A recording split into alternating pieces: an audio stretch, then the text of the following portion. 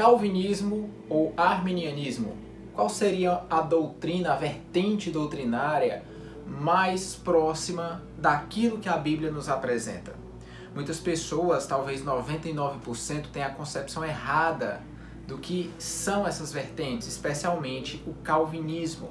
Alguns acreditam que Calvino criou essas teorias do nada, quando na verdade sempre existiu nas Escrituras e os pais da igreja já pregavam esses ensinos. É tanto que um próprio rabino judeu cita alguns personagens no livro chamado Vivendo para a Glória de Deus, do Joey Bick. E esse rabino se chama John Duncan. Ele diz: não há tal coisa como o calvinismo, porque os ensinos de Agostinho, Remígios de Lyon, Anselmo e Martinho Lutero foram apenas resumidos por um homem notável, que é Calvino, e batizados em seu nome. O que é que ele revela neste livro? Que esses ensinos sempre foram pregados pelos pais da igreja. Muitas pessoas até ignoram o fato de Lutero seguir uma vertente calvinista, mas sem levantar bandeira, porque ele estava ocupado fazendo revolução. Lutero era um homem de revolução.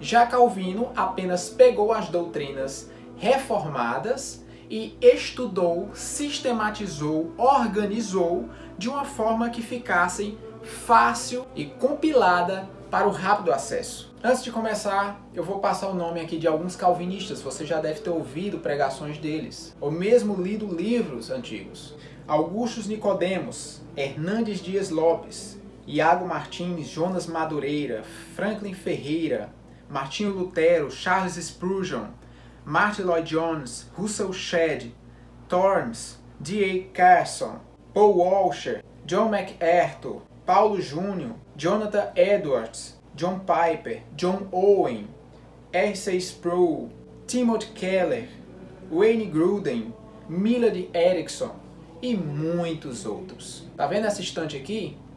E as estantes de vocês, arminianos, teólogos, pentecostais, está cheia de livros calvinistas. Até mesmo de autores que vocês nem sabem que são calvinistas. É inegável a contribuição de Calvino e de seus seguidores até os dias de hoje para o fortalecimento e para a vida da fé cristã na igreja. Nós vamos mostrar na Bíblia, nas Escrituras, porque esse pensamento é mais coerente, o pensamento calvinista. E eu vou responder as perguntas e dúvidas que vocês tiverem. 5 pontos foram elencados no Sínodo de Dort, porque pensamentos arminianos, especialmente dos discípulos de Jacob Armínio, estavam causando ameaça à glória e soberania de Deus. E você vai ver daqui a pouco por quê. Os 5 pontos que foram elencados, podemos dizer que são a eleição incondicional, a redenção limitada, a depravação total, a graça irresistível e a perseverança dos santos. Algumas dúvidas vão surgir e eu vou rebater mostrando nas Escrituras. Não é porque um pensa diferente do outro que nós deixamos de ser irmãos.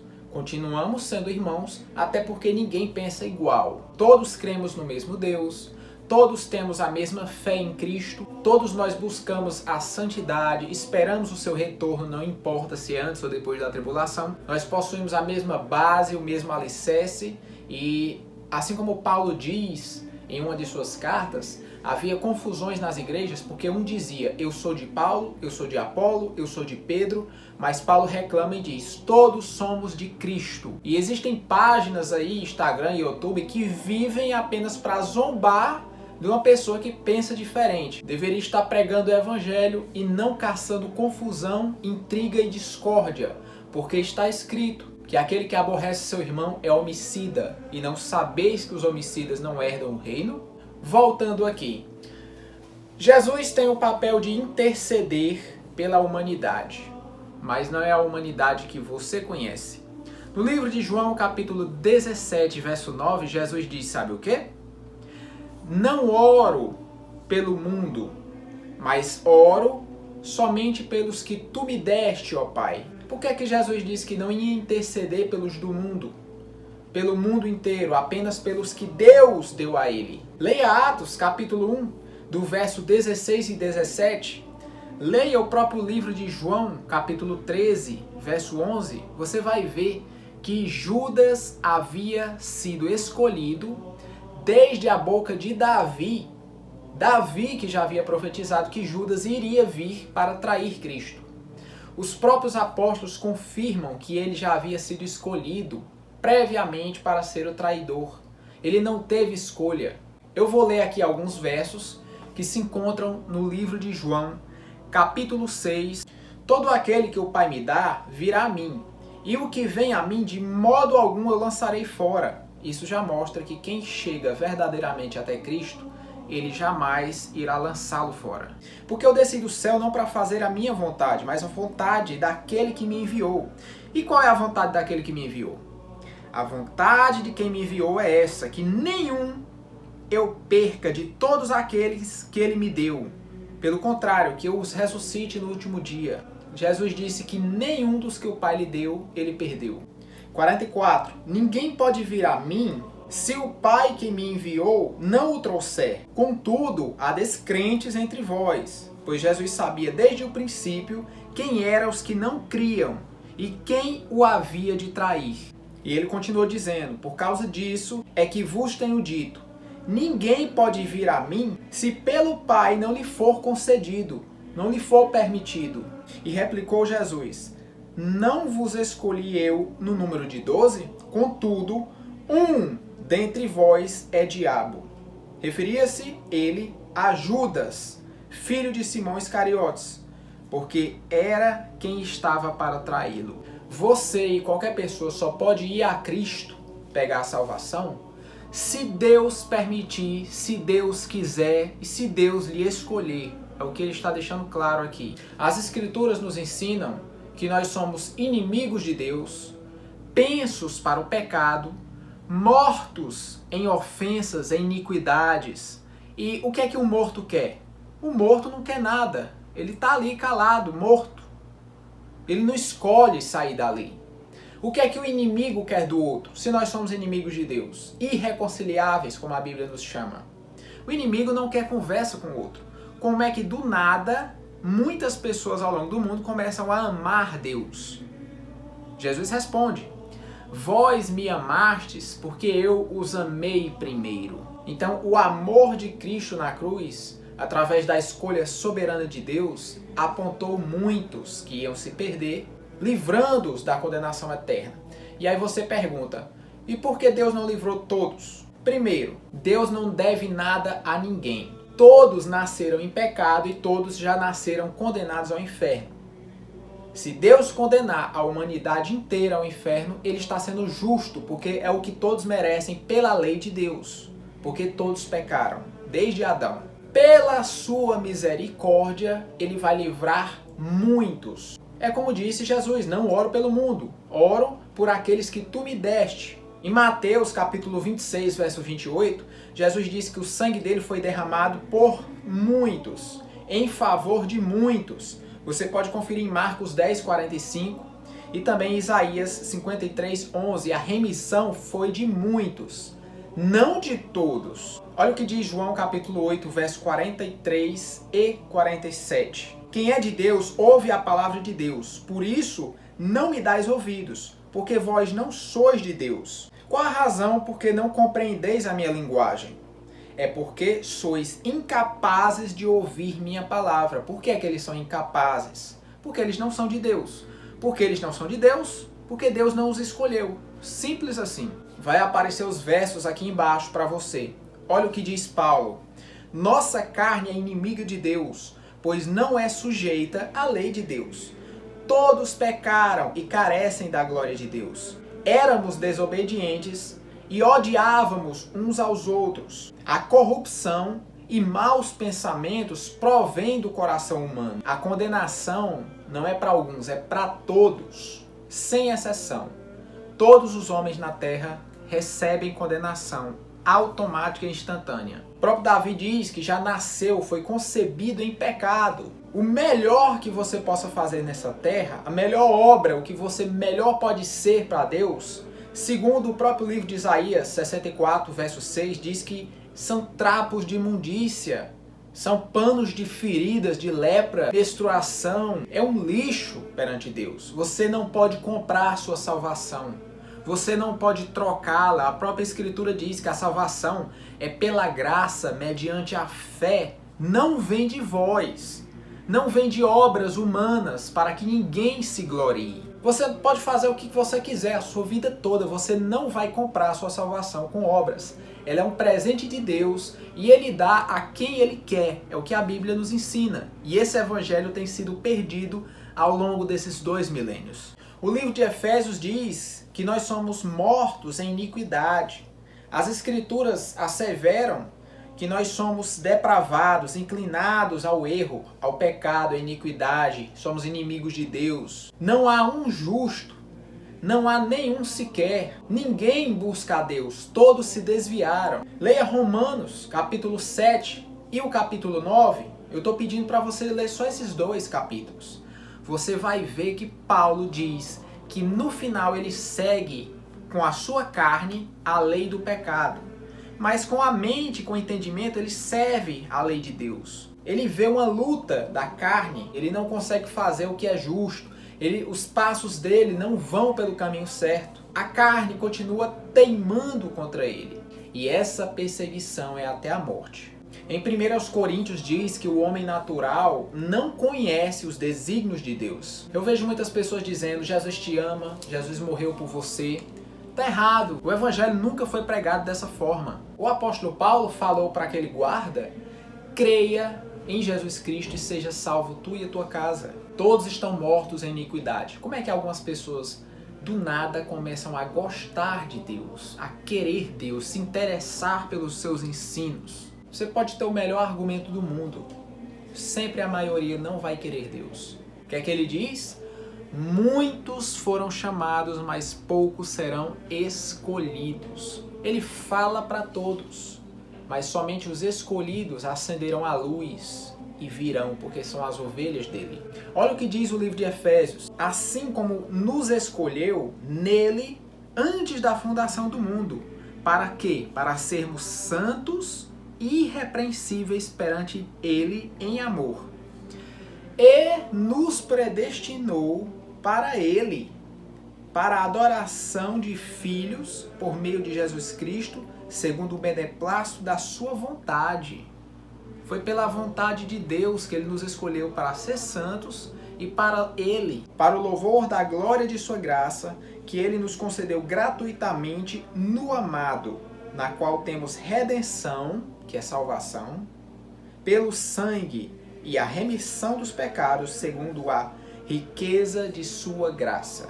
No livro de 2 Timóteo e 2 Tessalonicenses, você está vendo aí abaixo, ele vai dizer claramente que nos escolheu desde o princípio. Então, tudo ao nosso redor conspira para que nós sigamos na linha e no alvo que é Cristo. Você observa no livro de Romanos capítulo 8 que todas as coisas cooperam para o bem daqueles que amam a Deus. Se você ama a Deus é porque Deus escolheu para que você amasse. Não obrigou, não forçou. Ele tocou no seu coração morto e ele reviveu o amor que tinha no início da humanidade. No livro de Hebreus 6, quando ele fala que alguns aceitaram o Senhor, provaram dos dons celestiais e depois regrediram, caíram, essas pessoas nunca foram convertidas. Olha o que é que Cristo diz para aqueles que vão chegar a Ele no final dos tempos, dizendo, eu curei em teu nome, eu preguei em teu nome, expulsei demônios em teu nome. O que é que Jesus vai dizer? Nunca vos conheci, apartai-vos de mim, vós que praticam a iniquidade. Ah, e aquele verso que diz que Deus quer que todo mundo seja salvo. Meu querido, se eu chegar na sua casa e disser, eu quero que todo mundo vá para o meu aniversário, quer dizer que é o planeta que é para ir para o meu aniversário? Não, eu estou me referindo a todo mundo, uma classe de pessoas que eu estou apontando. Quando ele diz que quer que todo homem seja salvo, se você prestar atenção na tradução, você vai ver que é todo tipo de homem, ou seja, a lista que está em Apocalipse. Todo povo, tribo, língua, nação. Gente escolhida de todas elas. Gente rica, pobre, preta, alta, baixa, de todas as condições. Não é que Deus queira salvar 100% das pessoas que nasceram na Terra, mas de todos os povos, tribos, línguas e nações. Mesmo os que nunca ouviram falar de Jesus, do seu evangelho, nunca viram a glória de Deus. Eles possuem a marca do DNA do Senhor. E Jesus foi bem claro que muitos viriam do Oriente e do Ocidente e sentariam à mesa com ele, enquanto aqueles que receberam a palavra de Deus em Israel ficariam de fora. Deus usa as coisas loucas desse mundo para confundir as sábias. Ele usa os pequenos para confundir os grandes. Ah, irmão, mas Deus diz que amou o mundo. Como eu acabei de lhe dizer, que mundo Deus estava se referindo? Porque ele diz que o mundo jaz do maligno. Porque ele diz no livro de Tiago, capítulo 4, verso 4, quem ama o mundo é inimigo de Deus. Como é que Deus ama o mundo e diz para não amarmos o mundo? Veja a que mundo Deus se refere. O mundo a que ele se refere são as pessoas a qual ele, antes da fundação do mundo, predestinou, como diz o apóstolo Paulo.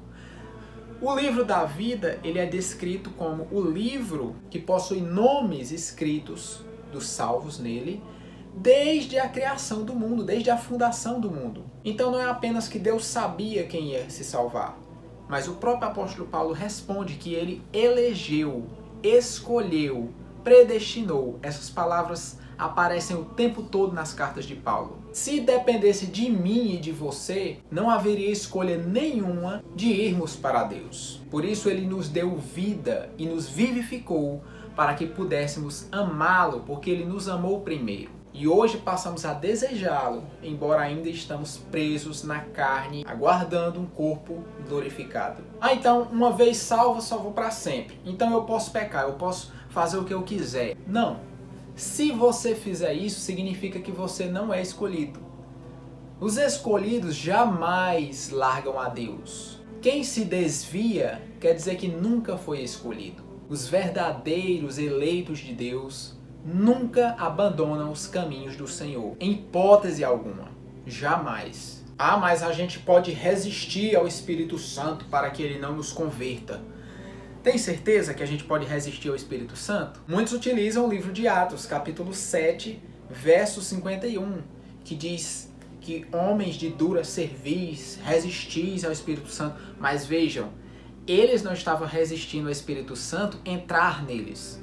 Eles estavam resistindo ao Espírito Santo que estava nos apóstolos. Porque no momento que o Espírito deseja entrar em alguém, ninguém impede. A resistência deles era de pecadores naturais, condenados, e que estavam resistindo ao Espírito que falava por Paulo, por Pedro ou por qualquer um outro apóstolo. Você quer uma prova que ninguém pode resistir ao Espírito Santo? No próprio livro de Atos, capítulo 6, verso 10. No verso 9 diz aqui que alguns discutiam com Estevão. No verso 10 ele diz, e não podiam resistir à sabedoria e ao Espírito pelo qual ele falava. Ninguém pode resistir quando o Espírito quer entrar em você. A resistência desse capítulo 7 aqui é a resistência natural que todo pecador tem quando vê alguém falando pelo Espírito.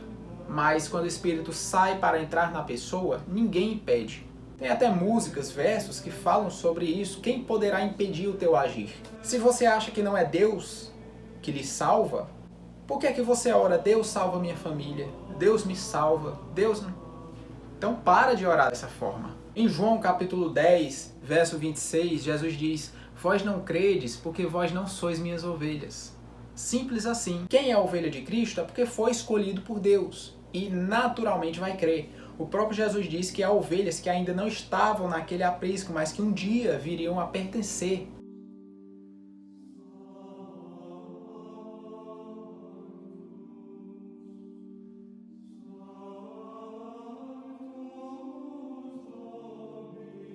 João 10,14. Eu sou o bom pastor e conheço as minhas ovelhas, e elas me conhecem a mim. Assim como o Pai me conhece a mim, eu conheço o Pai e dou minha vida pelas ovelhas. Veja que Jesus não dá a vida pelo mundo, ele dá a vida pelas ovelhas apenas.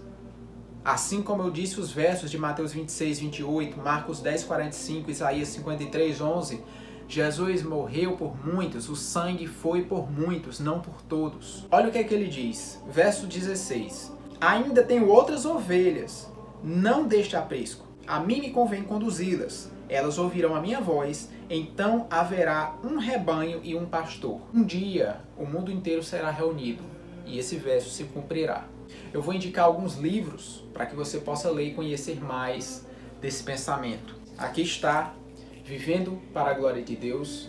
Você que também quer conhecer o verdadeiro pensamento arminiano, não é o pensamento que é pregado hoje em dia, e muitos estão distorcidos, não fazem a mínima ideia. O próprio Jacob Armínio apoiava muitas ideias de Calvino, trocaram cartas, e que muitas doutrinas arminianas pregadas hoje foram criadas depois da morte de Armínio por seus discípulos. O livro é esse aqui, Teologia Arminiana, Mitos e Realidades.